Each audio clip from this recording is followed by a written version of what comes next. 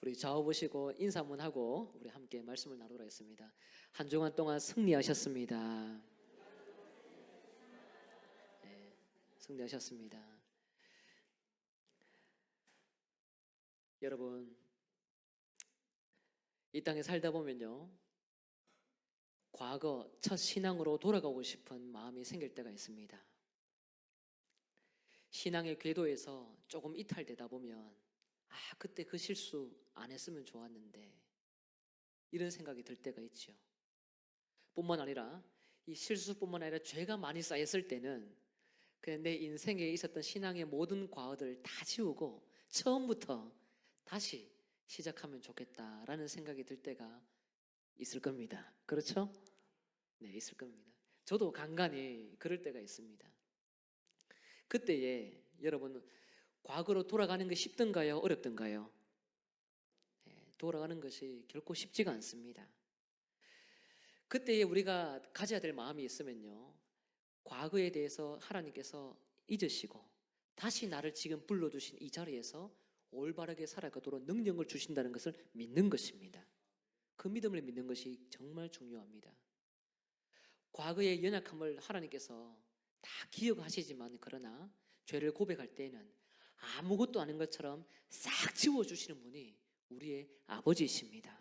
그렇기 때문에 연약함에 매여서, 죄에 매여서, 부족함에 매여서, 그 무언가에 매여서 우리 삶을 가볍게 여기기보다 주님이 모든 것을 모른 채 하시고 새로운 능력을 주실 때에 지금이 그때다라고 생각하시면서 여러분 용기를 낼 수 있는 여러분 인생 되시길 주 이름으로 축복합니다.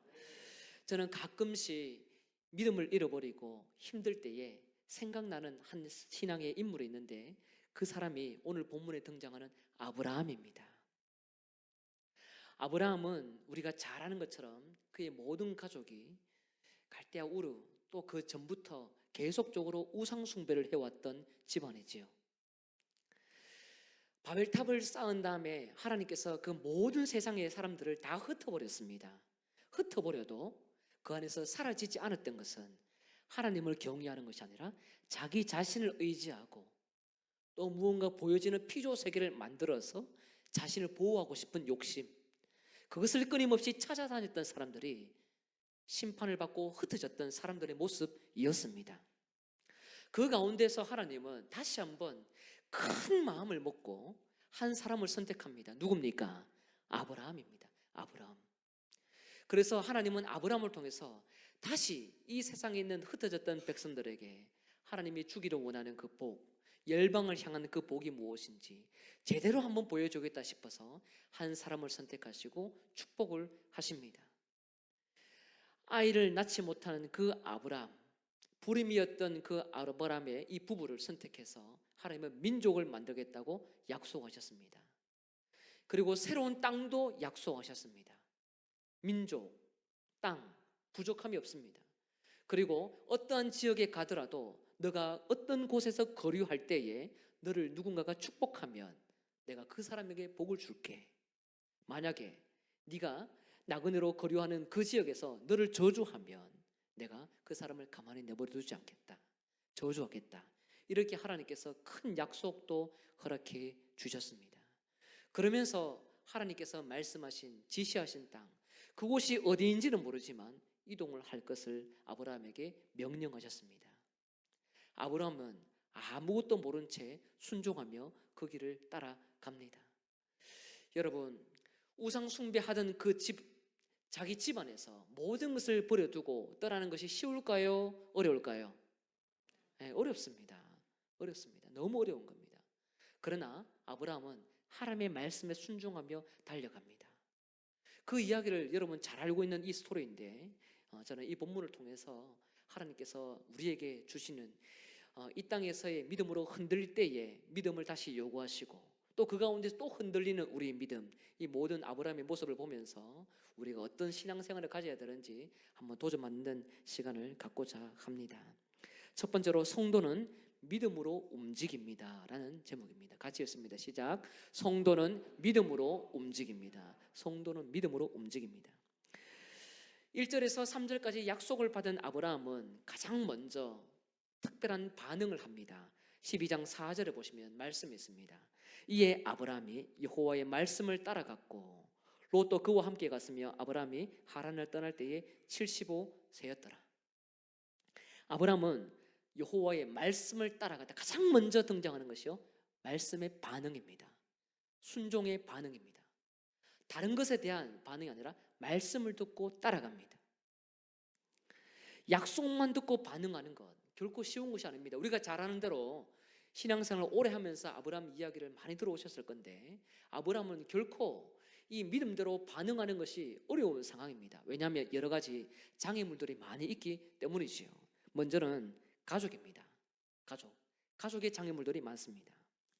아브라함이 고향을 떠날 때에 75세였습니다. 75세. 새로운 인생을 시작하기에 쉽지 않은 나이입니다. 그의 아버지 데라는 11장 26절을 보면 아브라함을 데라가 70세에 아브라함을 낳습니다. 나이가 70세 되었을 때에 아브라함을 낳습니다. 그리고 32절을 보면 데라는 205세에 죽습니다. 205세에. 장수하죠. 205세에 죽습니다. 아버지 데라가 살아있을 때, 그때 아브라함은요, 하나님 말씀을 듣고 이동합니다. 부모가 뻔히 살아있는데, 친인척이 보는 가운데 있는데 새로운 땅을 간다. 쉽지 않은 결단이죠. 데라는, 물론 아버지 데라는 우를 떠나 가나안에 가려고 했지만 그러나 하란에 안주했습니다.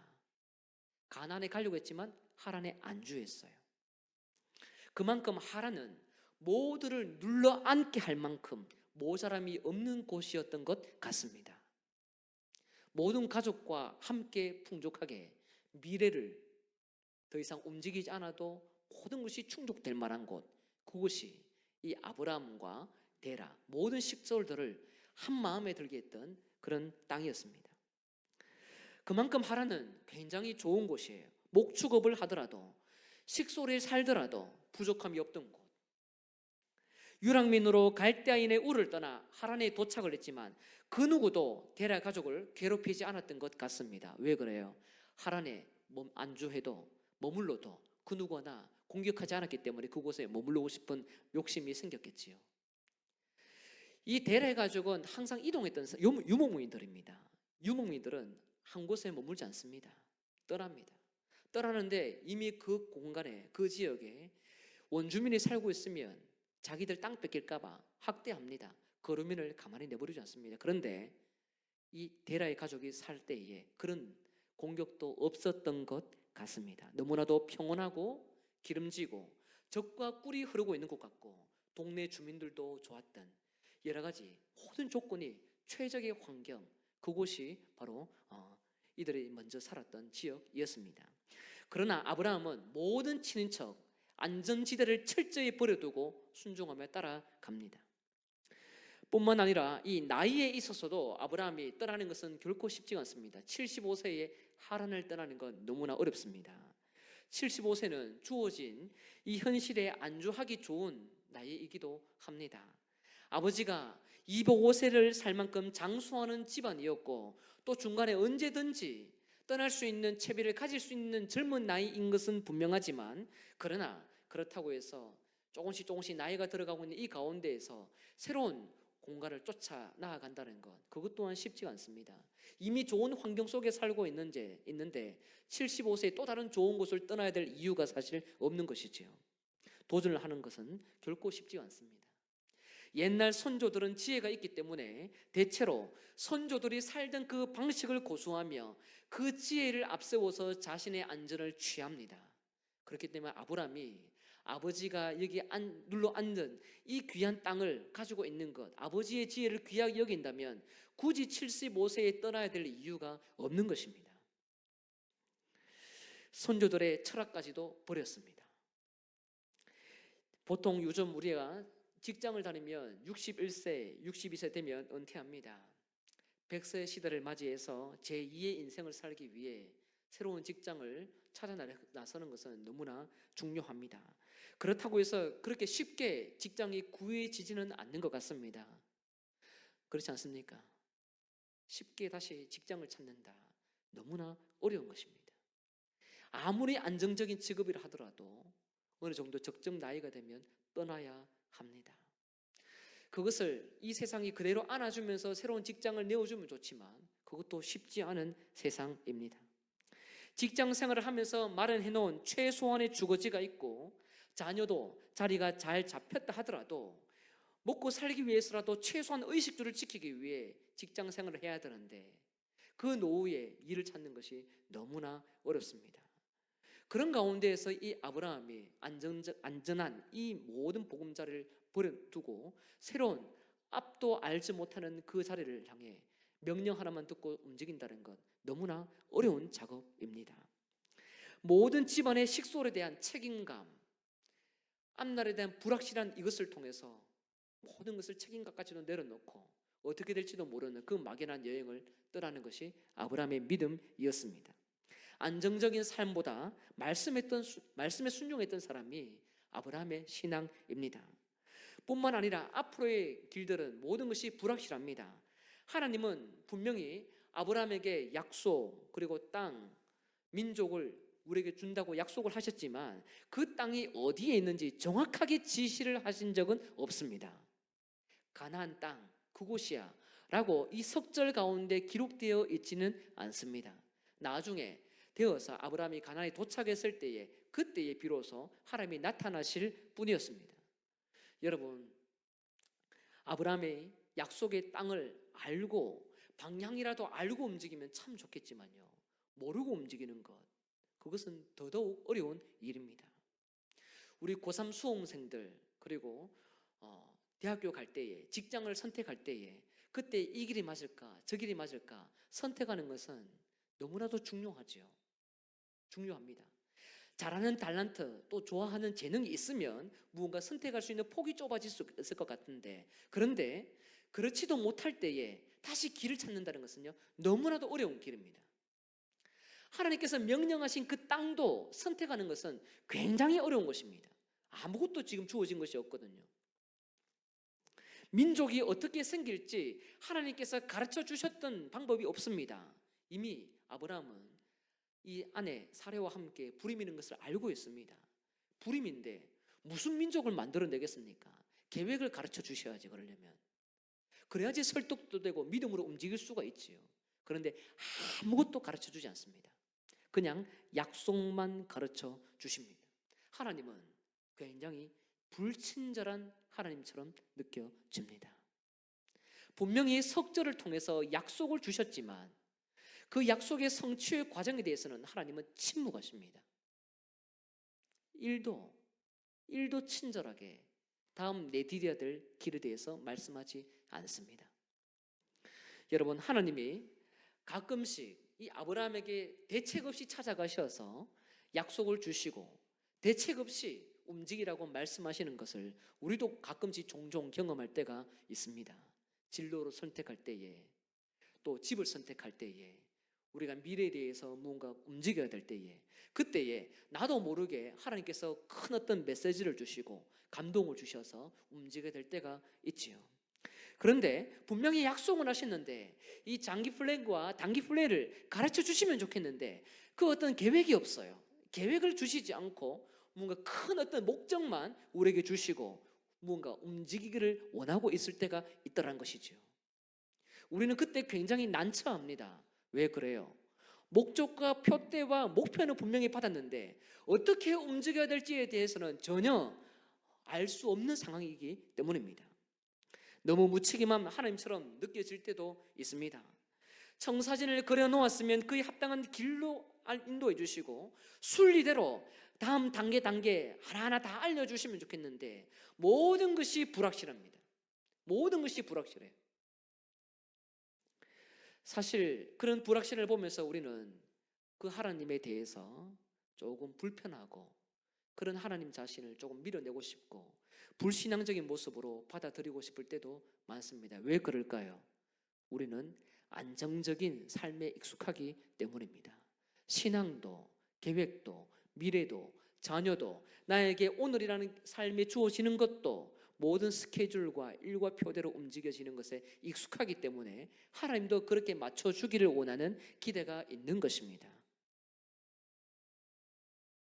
하나님이 약속을 주셨으면 굳이 계획까지 당장 알려주셔야 될 이유가 분명히 있을까요? 여러분 어떠세요? 우리 속도대로라면 우리가 경험한 하나님, 우리가 내 인생을 계획해 나가는 입장이라면 항상 우리에게 맞춰서 하나님은 단계별로 모든 것을 알려주셔야 된다고 생각을 하지만 왜 하나님은 그렇게 하셔야 됩니까? 하나님은 왜 그런 식으로 일을 하셔야 될까요? 우리가 오히려 이 땅에 살면서 이 시간이라는 굴레를 조금 더 내가 원하는 계획, 하나님이 나에게 또 맞춰주신다면 나에게 맞는 그 계획에 맞춰서 일해 주셔야 되는 것을 당위성을 가지고 생각을 하는데 하나님께는 전혀 그런 어떤 고민을 하지 않을 수도 있다는 것을 우리는 먼저 기억을 할 필요가 있을 것 같습니다. 하나님은 거기로부터 자유로워요. 우리가 촉박하고 우리가 답답할 뿐이지만 우리의 답답함도 하나님의 생각과 너무 다르게 움직인 이 세상 가운데 굴레에 머물고 있기 때문에 우리는 답답할 뿐이지만 하나님은 전혀 답답하지 않습니다. 우리는 그와 같은 모습으로 익숙한 계획에 우리의 삶이 젖어들어 있습니다. 확실한 것에 익숙합니다. 보이는 것에 익숙합니다. 계획에 익숙합니다. 모든 길들이 보여야 안정적이고 그것을 통해서 내가 안정감을 누리는데 하나님은 그런 따위의 안정감을 우리에게 먼저 주신 적은 없었습니다. 말씀을 하시면 그냥 우리는 순종만 하면 되는 것, 그것이 가장 먼저 아브라함이 선택한 방법이었습니다. 순종이었습니다. 그것이 순종이에요. 우리가 어디에 익숙한지, 어디에 물들어 있는지 이쯤에서 우리는 돌아볼 필요가 있을 것 같습니다. 이 땅에서 신앙생활을 한다는 것, 신앙을 가지고 하나님을 더욱 영화롭게, 더욱 온전하게 내 삶의 24시간과 365일 모든 수십 년을 하나님 위해서 잘 쓰여드리고 싶다, 내 삶을 드리고 싶다, 그런데 조금 더 예쁘게 계획성 있게 만들어서 드리고 싶다, 그것은 내 생각입니다. 하나님은 그런 방식으로 우리에게 찾아오신 적도 없고 그 시간을 요구하신 적도 없습니다. 하나님은 그냥 순종을 원하셨습니다. 계획을 구체적으로 알려주시지 않더라도 하나님은 약속만 던지시더라도 거기에 순종만 원하실 뿐이지 그 이상의 요구를 하신 적은 없었다는 것입니다. 하나님은 순종을 원하시는 거예요. 이런 모습으로 일하시는 분이 하나님이십니다. 하나님은 약속은 주시되 그 길에 적합한 순종만 우리에게 요구하십니다. 대체로 우리가 이 지점에서 하나님의 응답과 하나님의 계획들이 보이지 않을 때 시험에 듭니다. 그리고 촉박해서 그 지점을 계속적으로 물으면서 나아가는데 물어도 하나님이 가르쳐 주실 때가 있지만 대체로 답을 주시지 않을 때가 많습니다. 다음 단계에서는 자율성을 우리에게 주시고 그 다음에 선택을 내서 하나님이 마침내 나타나셔서 그때 인도하시는 과정들이 있는 경우가 더 많습니다. 다음 길은요 이렇게 물어도 주님은 침묵하실 때가 더 많습니다. 가끔씩 우리는 알아야 믿지요, 알아야 걷지요, 알려주십시오 라고 요청을 할 때도 있습니다. 내가 지금 다음 단계에 걸어야 되는데 이 길이 틀리면 하나님 책임지겠습니까? 하나님이 여러분 알아서 책임집니다. 기억하십시오. 하나님은 알아서 책임지시는 분이에요. 우리는 계획을 요구하는 자리가 아니라 순종만 하면 되는 자리입니다. 그 다음 길이 몰라도 움직이는 것이 신앙으로 걷는 믿음의 여정의 길을 걷는 아브라함의 자리고 여러분의 자리는 것을 믿으시길 바랍니다. 그러므로 우리는 언제든지 하나님께서 큰 약속을 주시면 거기에 대해서 믿음으로 개척하며 그 다음 날을 살아갈 뿐입니다. 그 다음 날은 개척의 길이에요. 개척의 길입니다.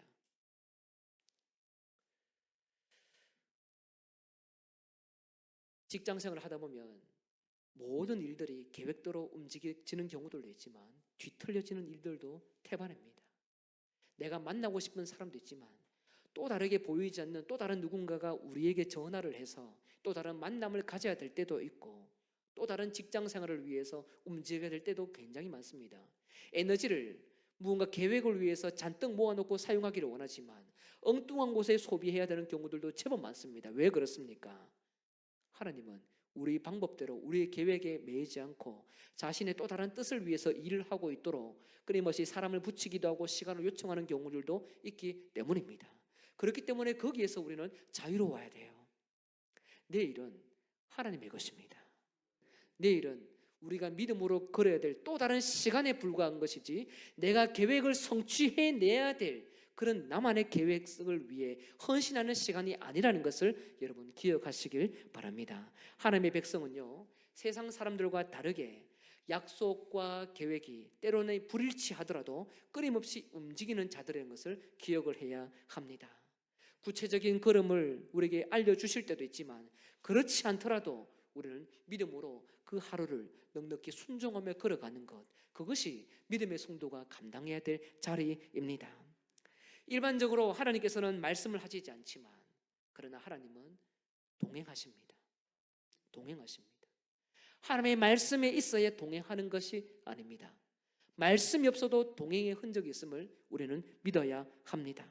막연하고 불확실하게 느껴진다 하더라도, 발을 조심스럽게 건넨다 하더라도 하나님은 믿음으로 발을 건네는 그것을 통해서 하나님의 역사를 끊임없이 움직이고 있다는 것을 우리는 기억을 해야 합니다. 그래서 끊임없이 우리는 믿음의 길을 개척해 나가는 거예요.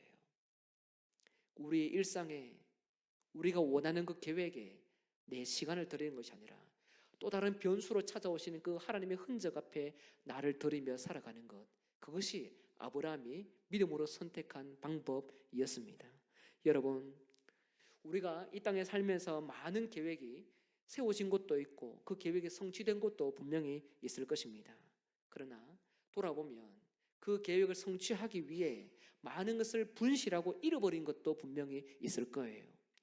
사람이 일 중심으로 살아가는 성도도 있고 관계 중심으로 살아가는 성도도 있습니다. 하나님께서 만약에 시간을 허비하지 않고 아브라함을 통해서 자신의 뜻을 빨리 펼쳐냈다면 여러 가지 계획을 다 알려주셨을 것입니다. 그러나 하나님은 그런 어떤 일 중심으로 자신의 구원 사역에 목매어서 끊임없이 사람과 함께 일만 해나가는 분은 아니더라는 것입니다. 부족하더라도, 아브라함이 더디더라도 그 일에 맞추어서, 속도에 맞추어서 믿음으로 하나님과 동행하는 걸음이 무엇인지 찾아가셔서 길을 바꾸어 내시는 분이 바로 하나님이십니다. 실수해도 뒤틀려도 다시 그 자리에 찾아가서 무엇을, 어떤 죄를 지었는지 모른 채 하나님은 다시 그 자리에서 창세기 12장 1절에서 3절의 약속을 허락하시고 올바른 길을 걸어가도록 우리를 부추기시는 분이 살아계신 하나님이라는 사실을 믿으시길 바랍니다. 여러분, 막연해도 두려워하지 마십시오. 믿음으로 걸어가시면 됩니다. 걸어가시면 됩니다. 그 길을 주님은 우리에게 요구하고 계십니다. 두 번째입니다. 성도는 믿음으로 멈춥니다. 앞에서 아브라함은요, 믿음으로 움직였습니다. 믿음으로 멈추는 것도 굉장히 중요합니다. 75세에 길을 떠난 아브라함, 사레와 조카 롯, 하란에서 모은 모든 소유와 종들을 데리고 떠났습니다. 그래서 어디에 도착하느냐 하면 가나안 땅에 들어갔습니다. 거기서 특별히 세겜 땅에 도착했습니다.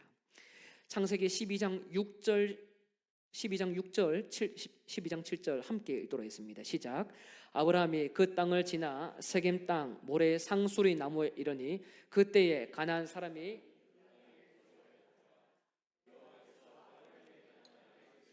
내가 이 땅을 네 자손에게 주리라 하신지라. 자기에게 나타나신 여호와께 그가 그곳에서 제단을 쌓고. 아멘. 가장 먼저 도착했던 땅은 가나안 땅인데 거기서도 특별히 세겜이라는 도시입니다. 이 세겜을 소개할 때 가장 먼저 무엇을 소개하냐면 상수리 나무가 있었다라고 소개합니다. 상수리 나무. 상수리 나무는 고대 가나안의 지역의 성소이기도 합니다. 이 세겜 중에서도 상수리 나무 앞에서 특별히 신에게 절을 하고 제단을 쌓으면서 신탁을 받기도 했습니다. 신의 음성을 듣는 것이죠. 어떻게 살아가야 되는지. 거기에서 제단을 쌓고 신과 합일, 신과 연합하는 그런 일들을 저질렀습니다. 가나안 원주민들이 신탁 받기 위해서 예배 드린 장소가 이 세겜에 있는 상수리 나무였습니다. 그때 갑자기 누가 나타나냐면 여호와께서 나타납니다. 지금까지는 나타나지 않으셨는데 여호와께서 나타납니다. 어디예요? 세겜에. 세겜에 먼저 여호와께서 나타나십니다.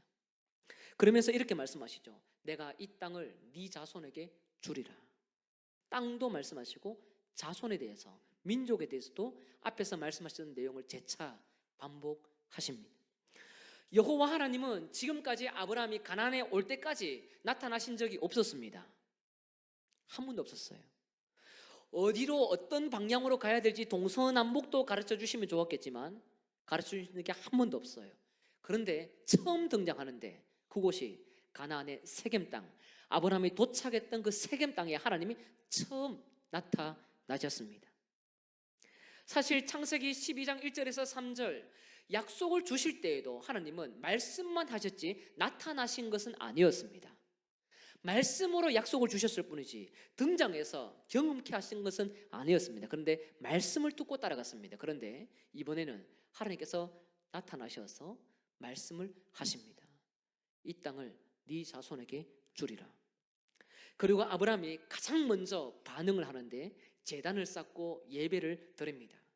이 제단과 예배는 정말로 깊은 감동과 감격과 기쁨, 감사가 충만했으리라 생각합니다.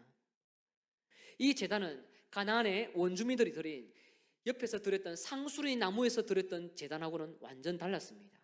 사람들은 상수리 나무 안에 들어가서 모두가 모여서 저기서 신탁을 받고 신에게 간구하고 온갖 정성을 위해 제물을 갖다 바치면서 쇼를 했겠지만 이 아브라함은 거기에서 몰리는 그곳에서 제단을 드린 것이 아니라 다른 곳에서 제단을 쌓아서 여호와께서 말씀하신 그 하나님을 위해 제단을 쌓고 경배를 했습니다. 어떻게 보면 상수리 나무 안에서 제단을 쌓던 그리고 신탁을 받았던 사람들 입장에서 보면 아브라함이 쌓은 제단은 우스워 보이고 우스꽝스럽고 별 볼 일 없는 초라한 제단이었을 것입니다. 모두가 신탁을 받기 위해 그 상수리 나무, 그 지역, 그 상수리 나무 안에 들어가서 온갖 잡다한 신을 외치며 나아가는데 여기서는 별 볼 일 없는 그 지나가는 나그네 행인 같은 인간이 와서 제단을 쌓고 거기서 자기가 믿고 있는 신에게 절을 하고 있으니 얼마나 우습게 보였겠습니까? 그 신이 얼마나 초라하게 보였겠습니까? 그러나 아브라함은 일반적인 사람들과 다르게 살아계신 하나님 음성을 듣고 약속을 성취해내신 나타나신 그 하나님께 제단을 쌓고 있습니다. 그렇기 때문에 이 자리에서 하나님이 나타나셔서 지금 내가 가나안까지 세계인까지 올 때까지 하나님께서 침묵하셨다가 겨우 눈물 흘리면서 갈 바를 알지 못한 상태에서 이곳에 도착했는데 내가 왔던 걸음이 틀리지 않았구나. 내 길이 잘못되지 않았구나.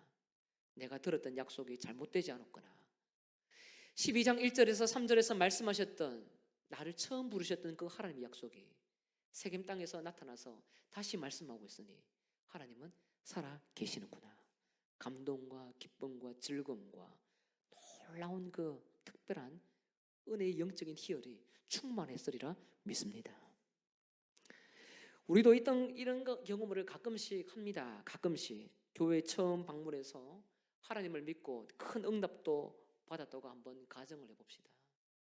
그러고 나서 하나님의 어떤 과정 가운데서 말씀은 하시지 않다가 많은 세월이 지나서 어떠한 일을 하고 있는데 그때에 하나님이 그때 과거에 내가 이야기했던 것 바로 이 지점을 위해서 내가 너에게 말했던 거야 라고 말씀하신다면 과거에 그동안 하나님이 침묵하셨던 그 세월이 억울하지 않고 답답하지 않고 하나님께서 내 길을 인도하셨구나 라는 감사의 기쁨이 나올 때가 있지 않습니까?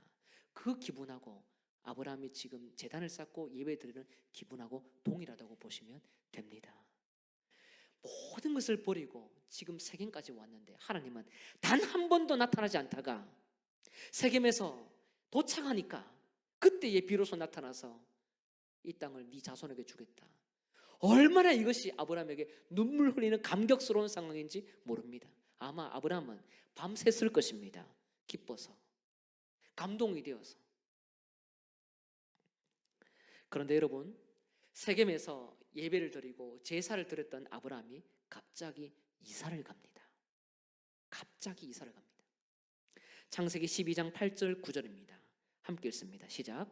거기서 베델 동쪽 산으로 옮겨 장막을 치니 서쪽은 베델이요 동쪽은 아이라.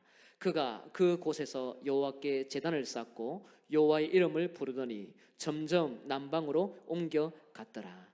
아멘. 가장 먼저 도착했던 장소는 세겜이었습니다. 거기서 여호와께서 나타나셨고 제단을 쌓았습니다. 그러면 감사하고 거기 머물러야 수 있지 않겠습니까? 하나님이 나타나셔서 이 땅을 준다고 했으니 머물러야지. 그런데 아브라함이 갑자기 무슨 마음이 들었는지 이사를 갑니다. 거기서 베델 동쪽 산으로 베델 쪽으로 옮겨서 장막을 칩니다. 장막을 치고 갑자기 제단을 쌓으면서 여호와의 이름을 부르기 시작합니다.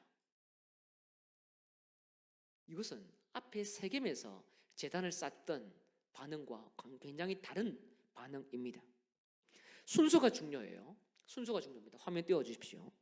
세겜에서는 여호와께서 먼저 나타나셨습니다. 말씀하셨습니다. 거기에 반응으로 제단을 쌓았습니다. 감격의 제단입니다. 그런데 갑자기 이사를 갑니다. 어디로? 베델 쪽으로. 거기 가서 가장 먼저 한 것은요, 장막을 칩니다. 무엇을 했다고요? 장막을 칩니다. 중요합니다. 장막을 칩니다. 무엇을 했다고요? 장막을 칩니다. 제단을 쌓는 게 아니라 장막을 칩니다. 장막을 친 다음에 제단을 쌓고 거기서 갑자기 여호와의 이름을 부릅니다. 여러분, 세겜에서는 장막을 친 적이 없어요. 세겜에서는 제단을 쌓았지만 장막을 친 적은 없습니다. 장막은 이사 가서 베델에 가서 장막을 칩니다. 베델에 가서 장막을 칩니다. 그리고 거기서 제단을 드리고 쌓고 여호와의 이름을 부릅니다. 느낌이 달라요.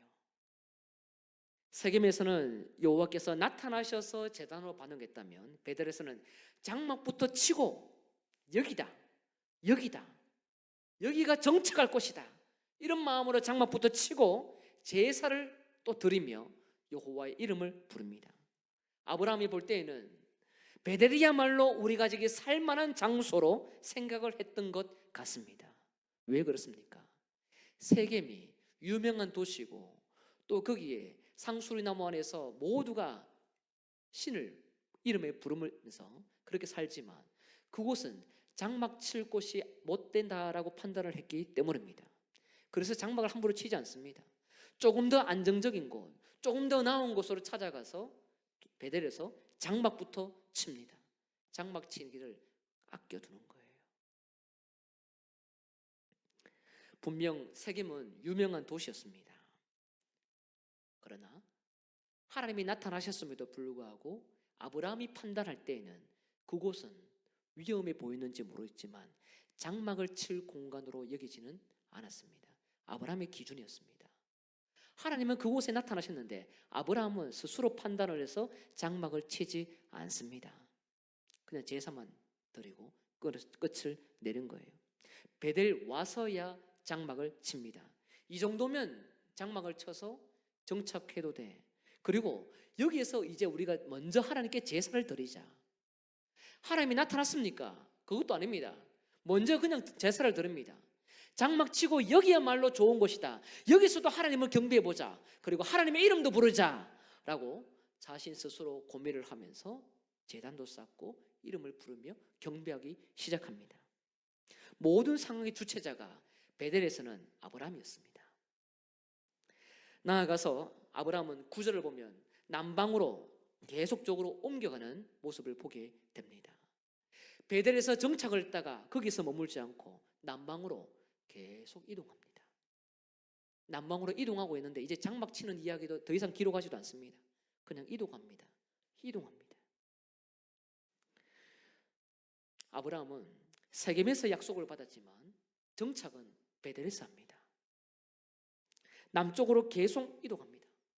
긍정적으로 본다면 가나안 땅, 모든 땅의 중앙을 뚫고 가나안 땅 전체를 탐색하기 위한 뜻도 있을 것입니다. 그러나 부정적으로 본다면 정착을 함부로 하지 않고 아브라함이 볼 때에 적합하다고 생각한 그 땅에다가 정착을 해서 남쪽으로 계속적으로 스스로 이동하며 하나님의 뜻을 스스로 만들어가고 있는 아브라함의 모습임을 발견하게 됩니다.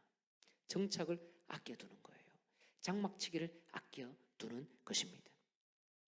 그래서 아브라함이 베델에서 장막을 치고 제단을 쌓고 여호와의 이름을 부르는 것이 아브라함의 주체자가 되어서 신앙의 힘을 가지고 하나님을 경배하는 좋은 모습처럼 보일 수 있겠지만, 앞에서 세겜과 또 베델과 지속적으로 남방으로 이어가고 있는, 밑으로 내려가고 있는 아브라함의 신앙을 볼 때에는 결코 긍정적으로 보이기 어려운 부분입니다.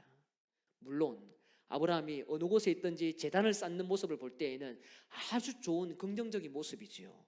그러나 그는 계산을 하는 사람입니다. 판단하는 사람입니다. 조금 더 나은 땅을 봅니다. 땅을 볼 수 있는 가시적인 눈을 가지고 있는 사람입니다.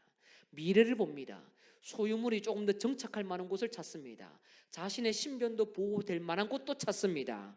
함께 따라오고 있는 모든 재산이 안전하게 이어질 수 있는 그곳도 찾습니다. 그것이 아브라함의 기준이에요.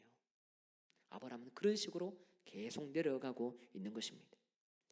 사랑하는 성도 여러분, 우리가 이 땅에 살면서 만족할 만한 곳을 찾을 수 있을까요?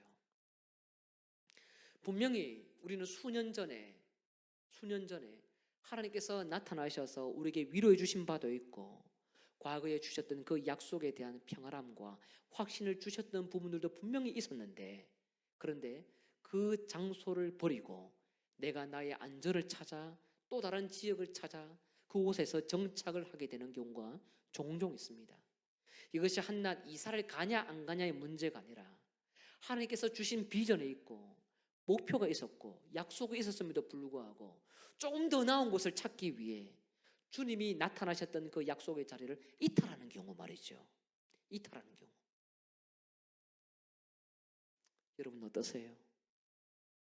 지금 살고 있는 거주지뿐만 아니라 직장, 자녀와의 삶의 관계, 모든 부분이 형통하고 아름답고 하나님이 나타나셔서 인도하시는 그런 복된 세겜과 같은 곳입니까? 아니면 모든 하나님의 복을 받았음에도 불구하고 조금 더 나은 곳, 조금 더 하나님 앞에 안정적이고 내가 내 자녀들과 내 미래를 조금 더 보장될 만한 하나님이 나타나지 않은 곳인데 조금 더 뭔가 찾아 나서는 그런 장소, 그런 직장, 그런 욕심 속에 있는 곳이 여러분이 지금 거주하고 있는 그런 환경들은 아닌가 한번 돌아보시면 좋을 것 같습니다. 그래서 혹여라도 세겜에서 주셨던 그 평안이 있는데 그 평안을 버려두고 베델로 이동을 해서 여기에서 조금 더 평안을 취하려고 하다가 하나님이 베델에서 나타나지 않아 계속적으로 남방으로 이동하며 우리의 생각도 계속적으로 하나님의 뜻만 찾으면서 나의 의지와 계획대로 계속적으로 반응하며 나아가고 있는 그런 모습은 없는가 한번 돌아볼 필요가 있다는 것이지요. 하나님께서는 아브라함에게 미래를 준비하라고 명령하신 적이 없습니다.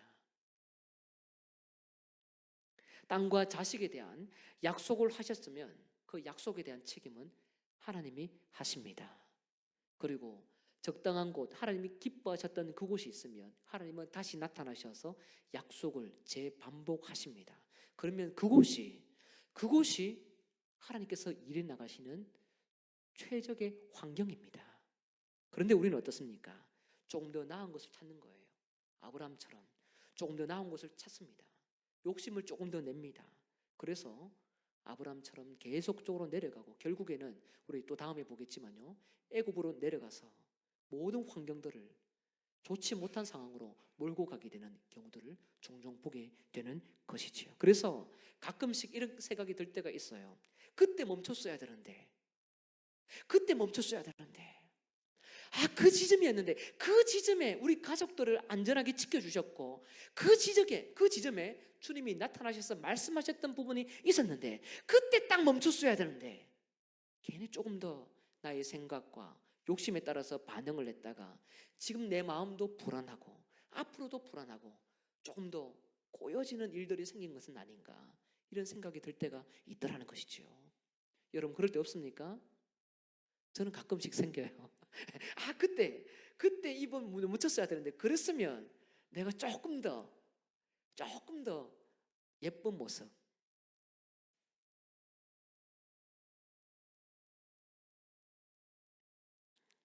성도 여러분, 우리는 다양한 선택을 할 수 있는 자유는 있습니다.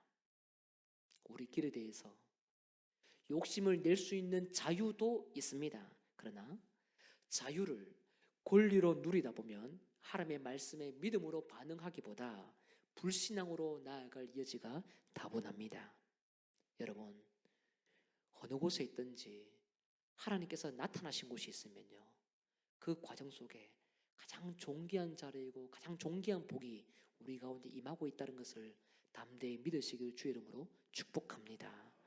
또 다른 영역으로 찾아가서 하나님도 나타나지도 않고 침묵하고 또 다른 이 두려움 속에서 막연하게 또 길을 걸어가야 되는 나그네가 된다면 그보다 불쌍한 인생이 어디에 있겠습니까?